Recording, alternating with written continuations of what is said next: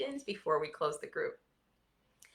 So the first one that I noticed a lot of people when they're not meeting their six-figure goal that they're aiming for is that when you look at their business and really investigate it, is that they started their business without a plan. And what I mean by that is I meet so many business owners who they already have their business is set up. They're already trying to book clients. Maybe you own a storefront, you're doing so many other things. But when you ask them, okay, well, what was your plan for marketing or what was your plan for getting inventory and really getting feedback from your clients on what's working? Nothing. They have no plan in place. And this is such a big mistake that people make. And I know it can seem easy sometimes when you see other people running their businesses, especially if you're on Instagram and Pinterest and all those places where people make everything look so pretty and easy. You might get pulled in and think, okay, all I need to do is just open up my business, start taking clients. I'm now an event planner. You're done. Or maybe you do e-commerce, right? And you just think, let me just throw up a shop on Etsy and I'm done. I will start getting clients. And you notice that doesn't happen. Well, that's a large part of that is just planning. So, what I recommend is before you start any venture, you need to sit down and make a plan. Take the time to put together a plan of action, right? The things that you're going to get done, things that you're going to need. Sometimes I've sat with someone who's already started and they're trying to get clients in their wedding planner. And when I run through, they have no idea about insurance that they needed, that they didn't realize. They don't have a separate bank account. They've never spoken to a lawyer. They don't have a proper contract in place. So many things. And a lot of that would have been captured if you just took the time and sat and did the planning. So I see I have some quick notes here. So I'm always going to be looking to the side because my camera is off screen, guys. So hi, Kelsey. Kelsey says hello. Kelsey Ryan. I have Elise. Hi. Deanne in the chat and Jennifer. Hello. Welcome, guys. Happy to have you here. And if you have questions, just drop them as I'm going through. I'll answer them as I go through, but I'll also do a big section at the end where I just grab your questions because I know sometimes on lives people will pop in and out, right? Not everyone have the time to stay. So that was the first one, starting your business but not having a plan in place. So, what I recommend always, if you've already started the business and you find that you're not making any progress, just take a moment, stop, and sit and look at everything you probably needed to have done in the beginning. And sometimes a lot of these foundational stuff can make or break your business. Like the last thing you want to do is be working with a client and realize you didn't have the proper insurance in place. You guys, I've actually worked with a client where this happened. They were putting on a festival for their community. They had no insurance. Thankfully, nothing bad happened, but they had a small incident that was quickly settled. The person just needed to be taken to a hospital. They weren't severely injured, but that could have been so much bigger because they didn't actually sit and think, I needed insurance, I need to get proper permits, I need to get so many other things. So planning is important. The second is not researching your market. Now, this is a big one for me because if you're on YouTube and watch my YouTube videos, and I'll drop the link after the chat, you'll notice a lot of the tips that I give you. One of the first things I always ask you to do is research. Are you about to use a certain platform to market? Do some research. Are you trying to see what your competitors are charging? Do some research, right? All of my tips will start with research. And the reason for this is sometimes it's important to take the time and research so that you can learn. Because you might start your business and you think, okay, I'm just going to jump in and I'm going to plan weddings because that's what I love to do.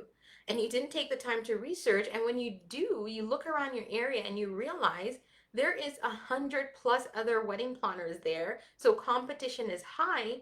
And in fact, what the people in your area are really looking for is they're looking for someone to help with birthday parties. So that might have been a missed opportunity because you didn't do the research in the beginning. So those are the kind of things that can block you from that revenue goal. Because here you are, you've jumped in, you didn't do the research and you didn't plan accordingly. And so now you're stuck in this place. And I say stuck, everything is changeable, right? But you're now in this place where you're wondering why you're not making money, why you're not booking clients, when the opportunity, something that you could have done differently, is just lying right ahead of you, but only because you didn't take the time to research and look into what was possible. So this is one that, believe me, it can save you so much time, effort, and money later on because a lot of mistakes will often come from that. So take the time to look around your industry. Who are your competitors? What are they doing? What are they not doing? What are they doing but not doing well? What can you do better, right? And why are they doing certain things? Maybe you notice all your competitors are now jumping to micro weddings and you're wondering why. Well, because it's during the pandemic, right? Event sizes have gone down. A lot of cities, a lot of states have changed their regulations, right? So pay attention to all those things as they're happening. Deanne says, the contract that is under your purchase to templates to purchase, if I use that one, would I still need to meet with a lawyer? Okay, thank you for that question. So Deanne, the contracts that I have on my website in the template shop, for those of you watching, that's eventplanningtemplates.com. So those contracts are actually a partnership that I have with the contract shop. Sorry, guys. So they're actually templates created and drafted by a lawyer, right? Because the contract shop is owned by a lawyer. So she's drafted and created those based on her legal expertise. Now, because of that, I can say that this template is probably 7 steps above any other contract templates that you find online, because you know they were specifically created by a vetted legal professional. Now, that being said, when you go through the template, you still need to pay attention to certain things in your city. Now, oftentimes you probably won't need to have a lawyer review it, but I'm someone that I tend to be more conservative, where no matter what document I have, if it's a legal document, then I want to have a lawyer look at it in the end. So in terms of the content, it's perfect, it's good to go, it's been vetted for the clauses, but just to be safe, I would have a lawyer specific to your location just look at it to say, yes, I wouldn't add anything else, or actually, our city just introduced this new policy that might affect your business, and I would add that, right? Because the lawyer that created this might not know that. So I hope that answers your question, Deanne. And I'll jump into number 3. So, number 3, the other things that will hold you back from not making 6 figures, and this is a big one, is not pricing correctly. I meet way too many people who they're not sure how to price their services. They start pricing based on what they see someone else is charging. They have no basis for what they're charging. And then when they're not making a profit, they start to wonder why. So a lot of this comes from a lack of research, a lack of knowledge about your area. And I'm actually going to be doing a pricing workshop in the next couple of weeks. So if you're on my email list, you will see that I'll be sending it out. If not, get on my email list. I'll drop the link below this video later. So one of the things with pricing is that you do need to set yourself up where you're pricing for profit, right? Never just go into a market, whether you're a wedding planner, photographer, like party planner, it doesn't matter. Never step into a market, look at your competitors and then price. I always tell my clients, like, it's important to know what makes up your price. So take the time, sit down and look at everything that's included in your packages. Look at the items that you're providing to a client. What does this cost? If you're the one making certain things, you're making the floral arrangements, how long is it taking you to do that? And how much is an hour of your time valued? Because those are the things you need to add in, right? You need to be looking at the cost of the items. You need to be looking at the cost of your time and how long it's taking you. Any miscellaneous items, if you have to bring on an assistant to assist you, that should be factored in. If you have to travel further than normal and that's your gas, that's mileage, you need to factor those stuff in. So your price cannot be arbitrary. Now, once you calculate that, that's the point where I usually tell my clients, then you look at the market, right? Because if you calculate your price and you're at 3,000 and you look at the market and everyone else is at 4,000, then I always say there's a gap somewhere. There's something you're missing. So is it that they're using higher price materials, right? Or is it that they're just pricing their time at a higher rate? So then that's when you need that comparison.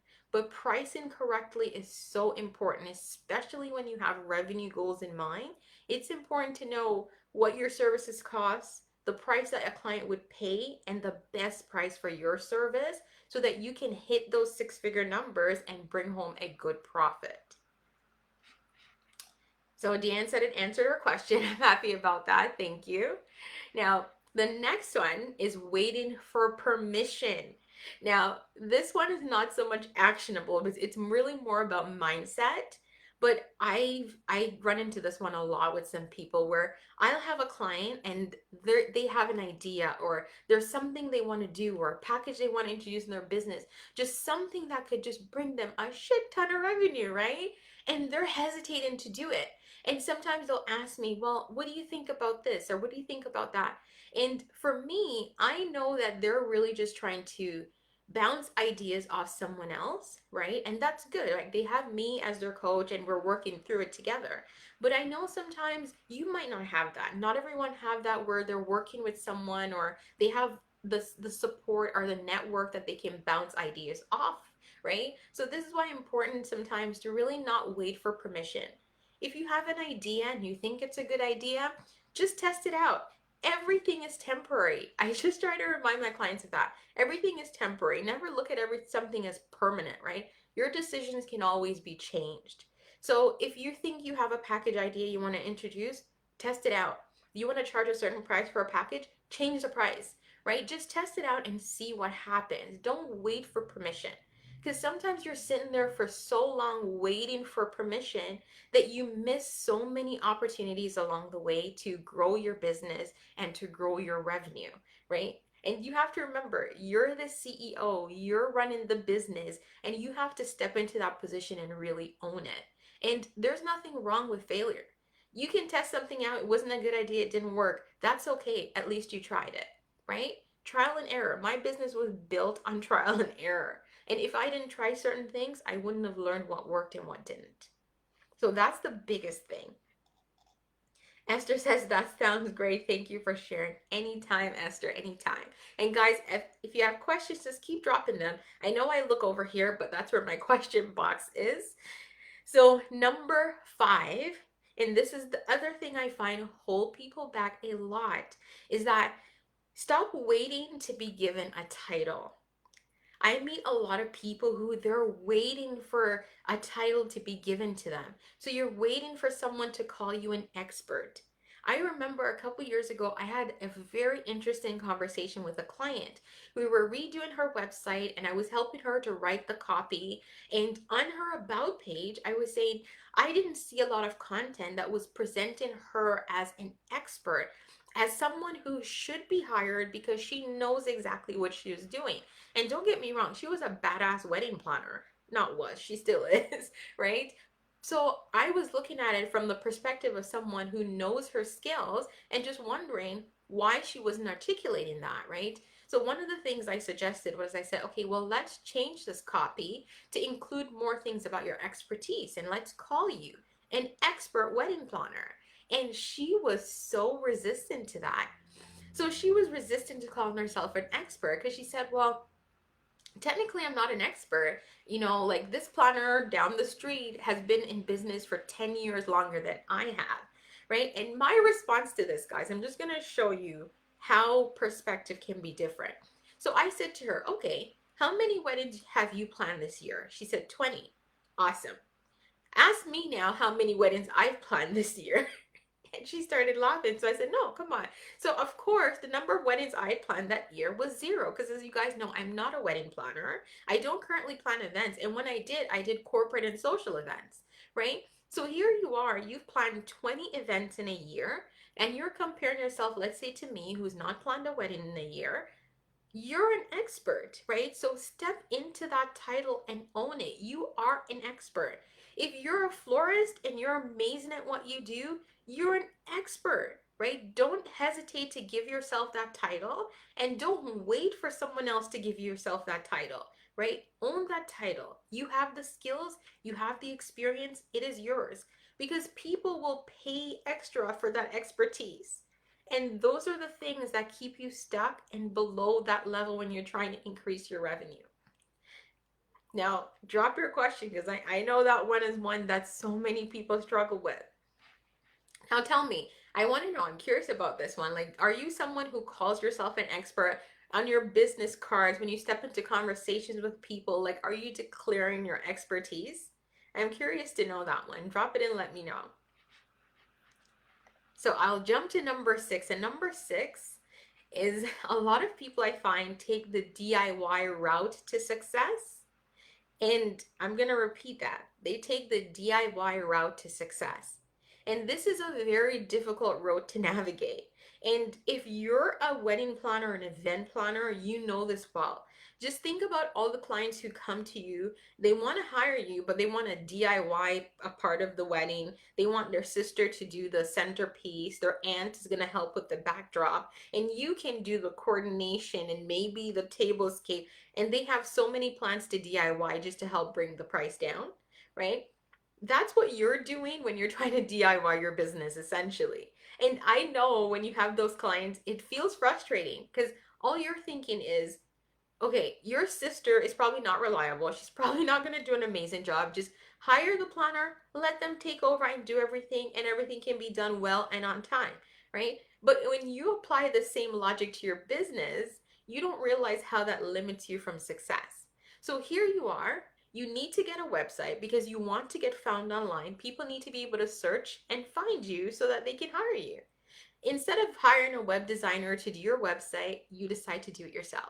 And you have zero web design experience. So what happens is now you start teaching yourself how to web design to then go and design to do a product that at the end is still not as amazing as if you just hired a web designer. And I know this might seem cheaper and easier, especially when you're starting, you're thinking, okay, I don't want to invest this amount in a web designer because it might not be worth it. I'm testing things out. But when you look at the end result, you end up with a website that, sorry guys, cost you so much time because not only did you have to do the design, but you had to teach yourself Wix, you had to teach yourself WordPress, and that just increased the amount of time it would have taken. A web designer who knows those programs, they can do it on the fly, right? So that's the time that it actually takes for you to teach yourself to do all of that. And the product at the end is not exceptional. So at the end, you're actually not converting clients. So I'll often have clients that hire me, and when a part of when I'm working with a client is I do a full review of your business. So I'm looking at how you're getting leads, the different channels you're using to market, and if those are effective right now. And a part of that is their website review. And often I can immediately tell when a client have done their website themselves because the minute I step on, the design is not consistent. The branding is off. They have like 5 different fonts. The copy, the words on the website does not match what clients are searching for. There are just so many things that I know had they hired someone and worked with a web designer or a copywriter together, their website would have been probably on the page 1 of Google. So it probably would have paid for itself, but the DIY route to success seemed easier. So if there's one thing I can give you to take away from this, is to always think of your business as a custom mansion rather than like a suburban build where all the houses look alike, right? So the suburban build, you look around, everybody's using the same materials and they just patch them up together. Think of your business as a custom build, right? So you need to get a certain door. You want to get the door that's best for you. You want to get certain windows. You want to invest and get windows that are good, that are going to last through the storm, right? Take the time to just build it and do it well. It might seem like it's costing more, but I promised you, often in my experience from what I've seen, it pays off in the end. Now, if you have a question, drop it now. Let me know. Let me know if you're one of those people that DIY'd your website. Don't hesitate. Let me know as well. So number 7, and this one, it should seem easy, or it should seem obvious, but it's actually not planning for 6 figures. So you want to make 6 figures in a year. You want to have a 6-figure business, but you don't actually plan for 6 figures. So often when I'm saying this to a client, they'll say, well, what does that mean? Well, if you want to hit 6 figures, you need to actually sit down and think about, how am I going to get there? How many events can I realistically plan in a month? Okay, and if I multiply that by 12 months, how much money would that make me? And if you do those 2 things and you put that math together and you're not at 6 figures, then of course you're not having a six-figure business, because you needed to stop and evaluate, okay, if that number is not getting me to six figures, if I know I can only do one event a month, then I can only do 12 in a year, and I'm only charging $1,000 per event, then that's $12,000, right? So what does that mean? That means you either need to figure out a way to plan more events, or you need to increase your prices, right? So you need to actually sit and plan for six figures. I always tell my clients, start with the math. Like, the math is where I live. I love numbers, right? So when I start my year and I'm planning for my business, I set a revenue goal and I break that revenue goal down. So, okay, I want to make 300,000 in the year. What does that mean for per quarter? How much money is that? And if I break that down, how much is that per month? Now, looking at the services and the products I provide, how many of those do I need to sell each month to hit that number, right? And that's how you plan for six figures. So sit down, get your pen, get your paper, and plan it out, because that's one of the easiest routes to get there. Now, there are other things that feeds into that, but I'm going to touch on those in a second. So I'll take a quick pause to let me know if you have any questions. Okay, perfect. Dan, Kelsey, Esther, welcome. So let me know if you have any questions. If not, I'll jump into the other tip. So number 8 is waiting too long to grow your team. And I'm going to raise my hand. I was guilty of this one. So waiting too long to grow your team. A lot of the time when we're stuck in a place where we're stuck at a revenue and it's not increasing, we probably just need an extra person on our team. So you need to look at your business and evaluate if that's the position you're in. I can tell you from personal experience, I waited too long to hire my first team member. My business was growing, it was growing rapidly, and I was at the place where I was doing everything and I needed way more support, but I was just stuck on, okay, I didn't want to bring someone on because now I would be consistently responsible for their income. If any month or anything where it changes, I might feel like I need to get rid of the person, or how am I going to help somebody else support their family? And everything else just became bigger than it was. What I didn't realize was that a lot of this was temporary. I could bring someone on part time. I could let them know how many hours I want per week. We could set a schedule and just make it easy and then grow together over time. And when I hired my first team member, which was a VA, my income literally doubled that year. Doubled. So I was holding myself back from doubling my revenue by hiring one person. So always look at your business and evaluate where you are and if that's the position you're in. And a lot of the times when I meet clients who are struggling with this one, I tell them to look at what's possible. So if you're running your business, but you're still working full time, you're a mom, you have a husband, you have a family, right? You have so many things to control and you have so many things that's going on. And you're feeling overwhelmed by doing Instagram, or you don't have time to post on Facebook, and how are you going to do Pinterest because you're overwhelmed and you have so many things on your plate, then look into if it's time to hire someone. You could bring on a VA for 5 hours per week who could sit and do your Pinterest, who could put together your Instagram schedule, who could help you write some captions, and that could save you so much time. Because not only is that taking tasks off your plate that you probably don't want to do in the first place, but it also allows you to have more time to work on things that are making you money, like having more client consultation meetings and trying to convert more clients into hiring you so that you can bring in that cha-ching, right? So pay attention to that. That's important. So look at your business and evaluate when it's time to expand, and try not to wait too long, and start small. Just hire someone for a short period of time. Maybe it's someone like a day assistant that just comes with you to help set up the day of the event. Bring those people on whenever you need it, because you might pay them $10 an hour to work with you. That saves you, cuts your setup time in half. Always evaluate those options. Now, number 9, and this is the biggest and probably my favorite one because this is my zone, is not marketing your business. Whew. If you're not making six figures in your business and you think you're doing everything well, it's time to look at your marketing. And yes, I know we're in the middle of a pandemic. So you should probably not be marketing the same way you were doing in 2019, but you should still be marketing. You should still be posting. You should still be active on social media. People shouldn't come to your website, to your social media, and think that you've gone out of business because of COVID, right? You still need to be active. And the key here is to really test out different marketing methods and be consistent. So you think Instagram is the place to be. So you're on Instagram, you're posting every day, you're consistent, but you're not seeing any results, then probably what you're doing is not effective. So take a step back, look at what you're doing, look at the different strategies, and look at how it can be improved. Marketing is something that's a little bit different for everybody's business, right? So some people I find they can hop on and write a caption, write it really well in such a way that it pulls a customer in right away. For you, that might not come as easily, right?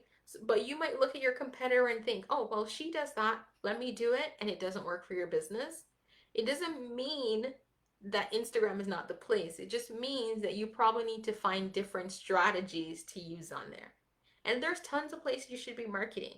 Instagram, Pinterest, like Pinterest is a huge search engines for brides to be. Like they start a lot of their pinning and putting their inspiration together on Pinterest. You should be on YouTube video. Like for a lot of you, if you found me through YouTube and you're in the group, you already know this. YouTube is a huge search engine where clients are always looking for ideas, and that's another opportunity for them to find you.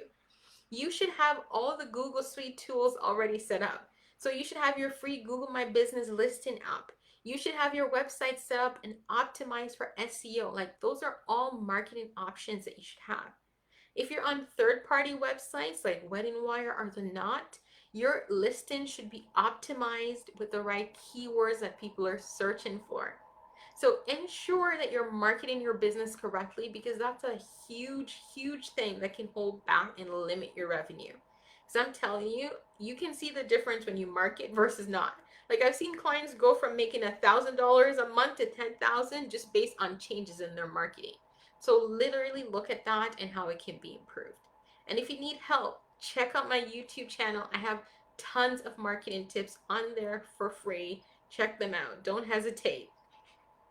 And the last one, this is the final one, guys. Then you can just throw your questions at me. Let me know where you are now, where you're at in your business, how you're doing during the pandemic, and how I may be able to answer any questions to support you. So the final one is not investing in your business. I know it can be scary sometimes to invest and make the decisions to move your business forward. And one of the videos I actually have on YouTube that I recommend watching is I talk about the three things, like three programs I invested in that actually changed my business completely, right? Like when I first came on Instagram, I didn't understand Instagram. I never used Instagram. I was always on Facebook with my friends and family. And using Instagram for business was a very different strategy. And when I came on, I didn't know how to do that. So the first thing I did was I actually purchased a program that taught me how to do that, right? And I looked at all the tips, I looked at all the options and invested in my business and implemented. And it works. Like Instagram brings me leads. I get good DMs that often lead to being a client. But that only happens when you invest in your business. So if you see a course that can help you in your business, enroll in the course. If there's someone you've been following that you know they share really good tips, they seem helpful, everything they share is something that you can take and implement, like they're sharing value, go and try to work with them one-on-one, right? Don't hesitate because those are the kind of things that can triple your growth and double your revenue. And that's where you want to be. If you want to hit six figures, you have to start making decisions like a six-figure business owner. So invest in that business, purchase the course, go to the workshop, purchase the template, go sign up to learn new things, go to the floral workshop because you want to expand your skills, right? Invest in your business. And the key is to really do things that you know would improve your business, right? So when I say invest, don't just invest in something because it's there. Make sure it's something that will improve your business. And I'm going to drop one really, really important tip here. Ensure that you're not just investing, but also implementing. So I see too many people who they purchase so many courses and programs and they have all the tools and all the templates, but then they don't actually implement them. If you're at that point, stop purchasing and go back to everything you've already purchased and enroll in and go through the content and start implementing, right? Ensuring that you're going through everything because you probably already have the solutions to half your problems that you just didn't take the time to go through and implement. And I know it's a big one because I'm watching right now, like right now, the Wedding Business CEO Summit is on that I was a speaker at. And I see so many people who are going through and they're like, oh my God, I'm actually implementing this tip right now. I actually learned this, but I didn't know what to do with it like 2 years ago. So ensuring that you're implementing what you're learning. Now, that's it, guys. Those are my 10 tips. I promise you, if you just follow those tips, look at where you are in your business and implement everything that I've shared here with you today, I promise you can see a lot of growth in your business. Now, yes, I have to say this. We are in the middle of a pandemic, so your business might not be growing at the same pace that it used to or was before, but within a year and a half, 2 years, the wedding industry is going to rebound or double because that's actually what happened before, right? During the recession. So pay attention to that. Don't hesitate to jump in, still market, and still focus on growing your business. I know it's hard right now, but stay strong. So if you have any questions for me, just drop them in the chat and I'll answer them for you. Otherwise, I'll say a quick goodbye until our group closes on Sunday. But it's been a pleasure, guys. I've absolutely loved just working with a lot of you in the group, getting to know you, hearing your ideas. And that's one of the reasons I'm going to keep the group archived so that if you had anything to save, you can still actually go back and save them so they're not completely removed from your view. But let me know if you have any questions.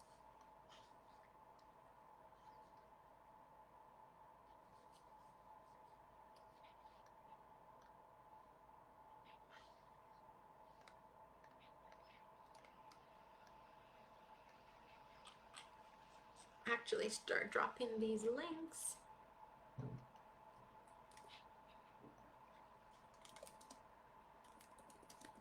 So I'm going to drop the link if you wanted to join my mailing list. It's right here so that you can actually see the email when I release the pricing workshop.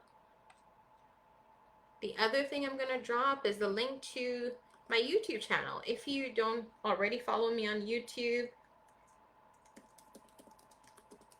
you can find the channel here. It's a ton of videos on marketing tips that you can use to implement in your business. You can just sit and binge watch those videos and take notes. I promise you they're super helpful. I think those were the two things I promised to drop. So there are the links to them. And I just want to thank you guys again for showing up and have yourself a wonderful day. Bye for now.